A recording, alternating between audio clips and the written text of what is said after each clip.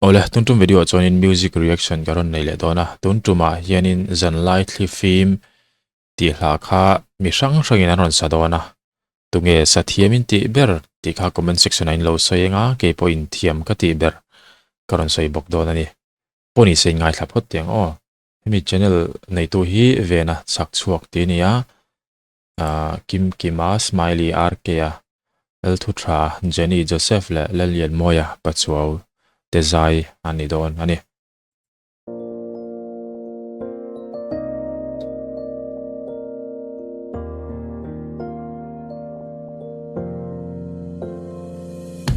Sorkha puizan kal wang khua en tu allo her chua len kola zallen tin tual chai an nui zai ma ten run kho har ka lain Zanlai thlifim mo ka ti te kha palai angin alo ti che mo ipten min la la bia thu di zo du ten ka lo ngai thai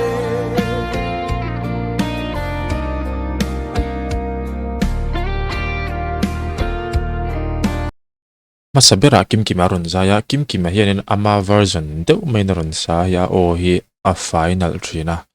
engla poisa se ama version hianin asa thei mai zela a onal boxia asanal thlotani tuna po khan mo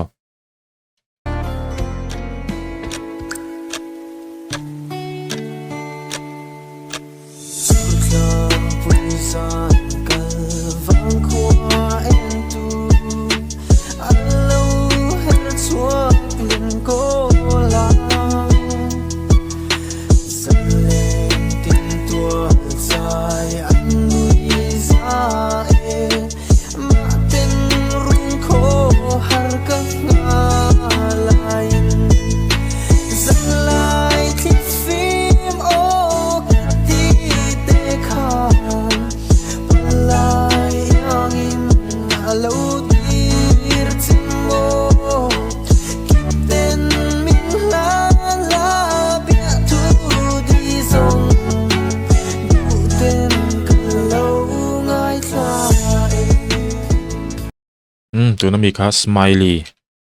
ania smiley hianin hip hop vibe deuh lekin aron kalpuya chu tiang deuh che tur chonin ala sak dana pok hi aron kalpui ta ni ma se a original khamihla nen khan ain mil che em ti ta chungai to tham takani bok nga poni se ngai thla zelang o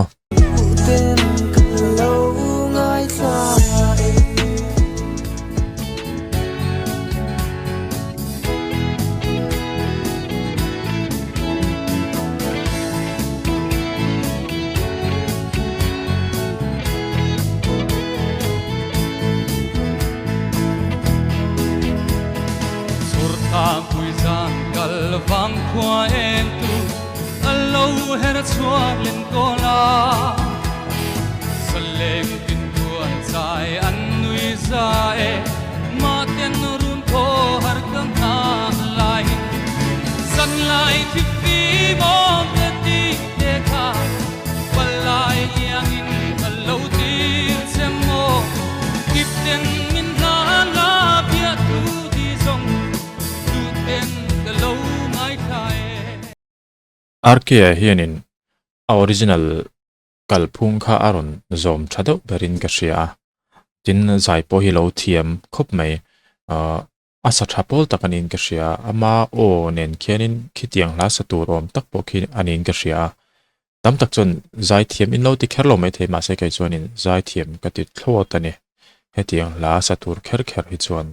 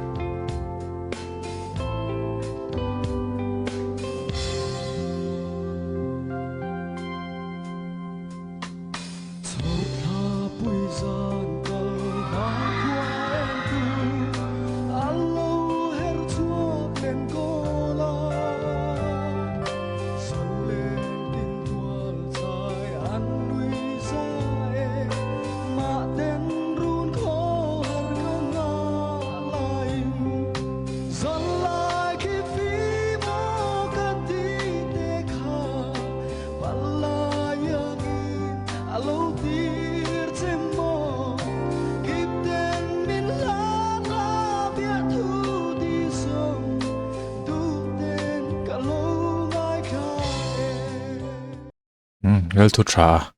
mizo idol ani hi re ta wang maya music video emo engemo cover song mai yang chi te po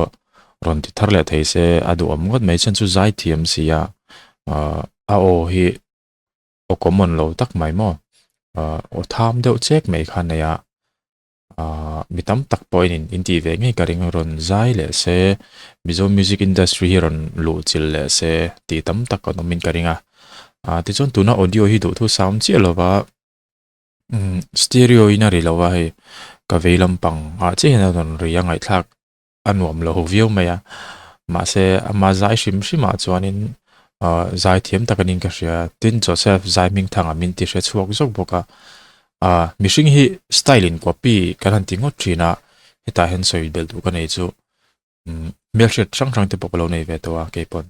chuta chuan hei mishing hi oin ang tak hi om ve ni chu ta chuan an va copy wang ni chuang mi lova an ma ni ear om chuaka oron ri chuaka kha khang alo lar to sa te kha alo ang lo thei thin si lova thei pato pin an mani ang lo theyang berati tum thin ma se alo ang le nge se la chu teng deuh te po chu min te hre chuaka he pu Joseph zai ming thanga min te hre chuak de rum amaro chu khami wang khan lel thu tha hianin Joseph zai ming thanga copy e katina ani chuang lo wani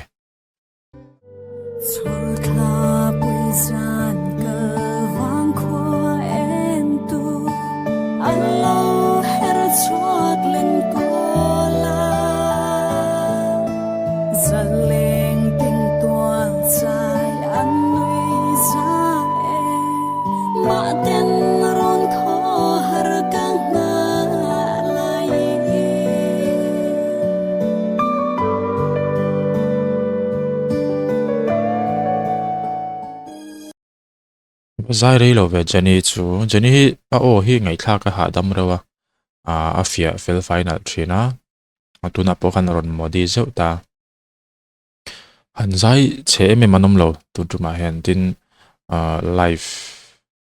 chen khat chu ma se chen khat chu live lo te ni ta live ni ta se chen khat thi chu ti lai lo lang to jinga hi chonin han zai flat emo sharp deuh tur chu nomin ka share friend te wa sei chuan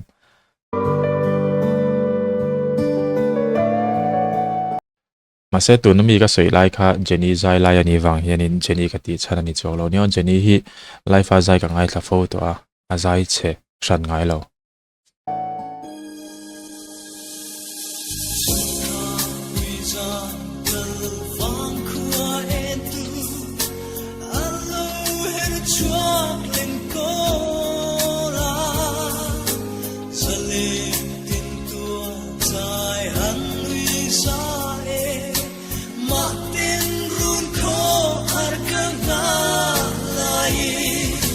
Zanlai thlifim malai angin alo tir chimo kipen min lan la bia tu di so tu den kalo ngai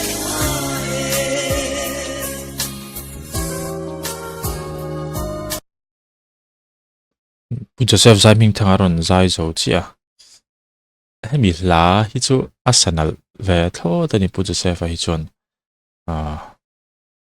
ani dan turang henaron sa chuak ni berin ka ria hla thuina atum te tin recording hi an uluk thina an ni ho hi nge poina ka hriat chen te ti mayang an recording ti lai te poklo mu ve to thin te an nia recording an ti lai henin an uluk tak zeta an du tui boka khatiang khan ahla thu a hen a cheng ti hi a hriat hoi ngoi boka chu wang te po chu ni ma na aron sa tha kho mai hemi hlana na hi chu